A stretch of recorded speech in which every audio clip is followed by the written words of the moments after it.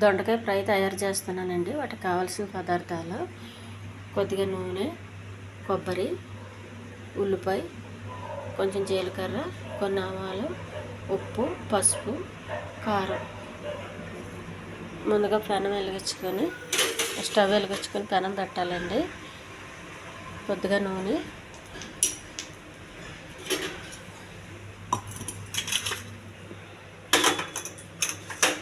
కొంచెం జీలకర్ర, కొన్ని ఆవాలు, కొద్దిగా శనగపప్పు,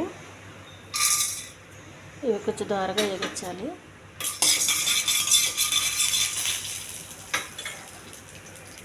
ఉల్లిపాయ ముక్కలండి,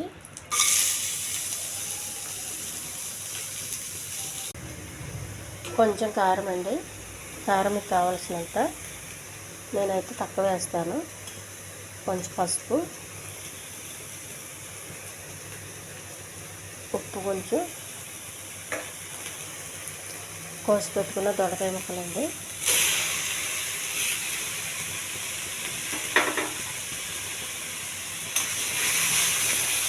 ఈ కారం, ఉప్పు, పసుపు ఈ మూడు పట్టేంత వరకు వేగించాలి.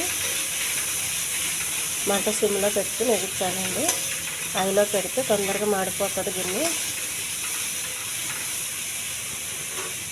కొద్దిగా వాటర్ అండి, దొండకాయ ఉడకడం కోసం. ఎందుకంటే నూనె ఎక్కువ వేయలేదు కాబట్టి ఉడకాలంటే నీళ్ళు వేయాలి కొంచెం.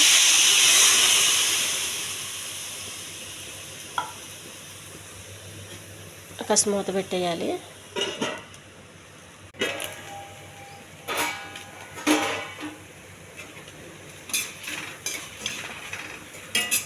ఇంకా కొద్దిగా ఉడకాలండి.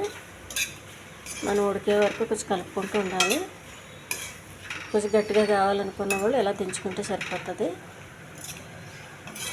ఇంకా కొంచెం మెత్తగా కావాలన్న వాళ్ళు ఇంకా కొంచెం సిమ్లో పెట్టి ఉడకచ్చండి. కొద్దిగా కొబ్బరి అండి, చేసి పెట్టుకున్న పచ్చి కొబ్బరి.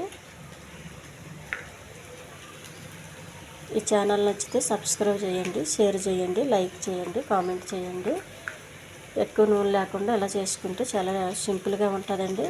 చాలా టేస్ట్గా కూడా ఉంటుంది. చాలా హెల్త్కి కూడా మంచిది.